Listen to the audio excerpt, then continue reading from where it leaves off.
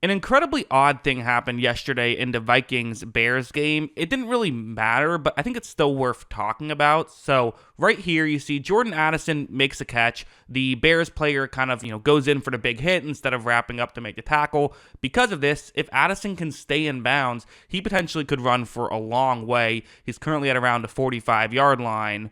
As you see, it appears as though he does stay in bounds and he's able to get all the way inside the 10-yard line. So that's a big gain. That's like 35 yards of difference. But did he actually stay in bounds is the question. Matt Eberflus says, well, that's a big gain. Let's see if we can throw the challenge flag, make sure that he did in fact stay in bounds. This angle right here seems like the angle you would want to use, right? This is a straight down the line angle that can help you see that, it does look as though he did stay in bounds, so that is worth noting. What's interesting, though, is that the replay officials were not eligible to use this angle. This is not an angle they're allowed to use. Mike Pereira explained it on the broadcast, so I'm going to play a clip. It's going to be about 15-20 seconds of him explaining what happened.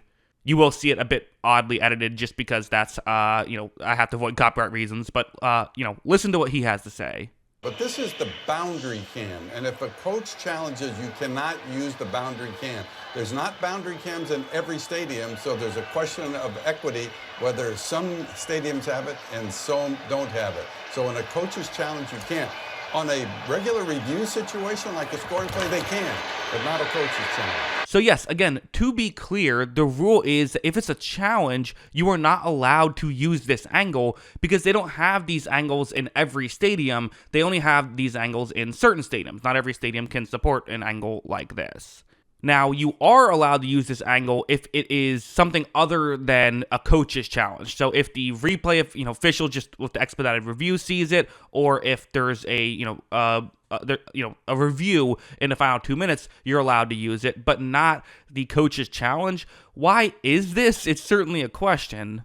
I think the reason is because they figured, well, not every team has these angles, so it's kind of a bit of a home field advantage for the Chicago Bears, for example, who do have this angle. They know that this could help them decide if it's good, worth a challenge or not. Whereas maybe if it's, if it's not your home stadium, you might not realize that there's an angle here. But I don't know. I mean, to me, that just feels like what home field advantage should be, in my opinion. Again, it has to be mentioned, this angle appears to show that he did stay in bounds, in my opinion, and that was the correct call on the field, so I don't think this changed this call in particular, but it's a weird rule that I don't really fully get why it exists. But yeah, I mean, that's what I think. I'm interested in hearing if you have different thoughts, but yeah, let me know in the comments below. Always love hearing from you, and of course, as always, thanks for watching.